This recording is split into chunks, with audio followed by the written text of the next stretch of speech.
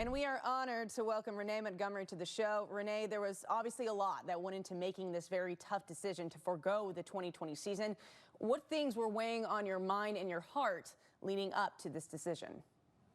Yeah, just how I can make an impact. That was the constant question in my mind. Like, there's something wrong. There's something that needs to be fixed, but how can I fix it? So that was a big deciding factor of what can I do playing and what can I do not playing? Because I know a lot of people are wondering, why didn't I just play and do what I'm doing now? But basketball takes up a lot of my time. So I had to make the decision on what am I prioritizing at this moment. For you personally, what are you hoping to accomplish and how will you be able to do that?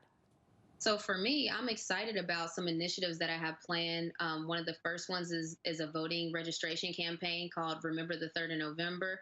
And it basically is going to educate the potential voters on what is a Democrat, what is a Republican, where do they usually fall on certain issues and topics, because I think that there's a lot of people that want to vote and want to be into politics, but they don't know where to start. So this is basically politics 101 is where to start. And then the second thing is called the last yard. And I want to help Morris Brown get that last push to actually become accredited again. And if people don't know, Morris Brown is an HBCU and they were founded by a slave. So they have a rich historical tradition. And I want to help bring them back to where they used to be.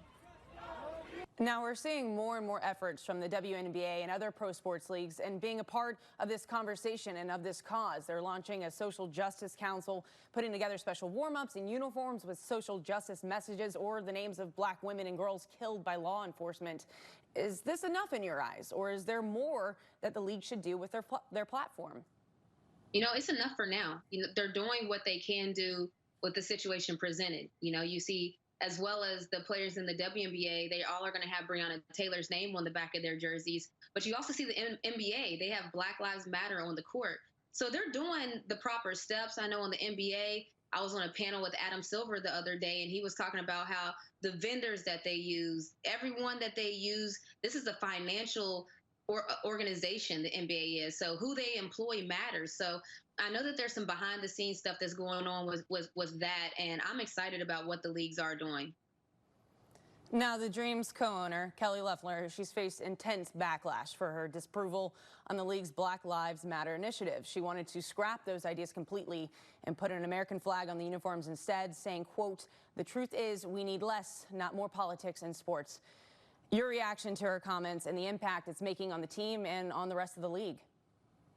Yeah, so I pinned my reaction in an open letter on Medium, just saying my thoughts on it. The movement that I talk about, it's directly intertwined in sports. It's the movement for civil rights, and sports is one of the places where the playing field should be level, and so that's where you should start. Then, if we figured it out in sports, then we need to figure it out in the community. So I penned a letter just saying everything that I thought about how the movement that I'm fighting for and the movement that I talk about a lot.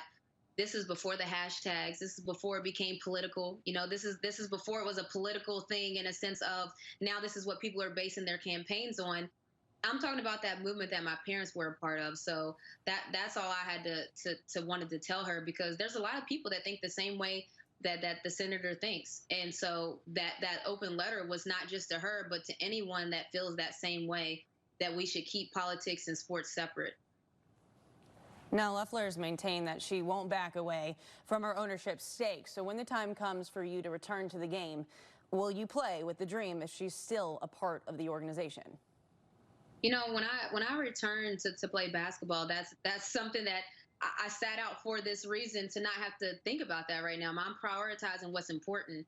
And what's important isn't, who I'm playing for and the owner of that team. What's important is this movement and moving it forward. So what I'm focused on right now is the last yard and remember the 3rd of November, and we'll worry about that when the time comes. Renee Montgomery, a two-time WNBA champion, 11-year veteran, and now a social justice advocate. We really appreciate the time, Renee.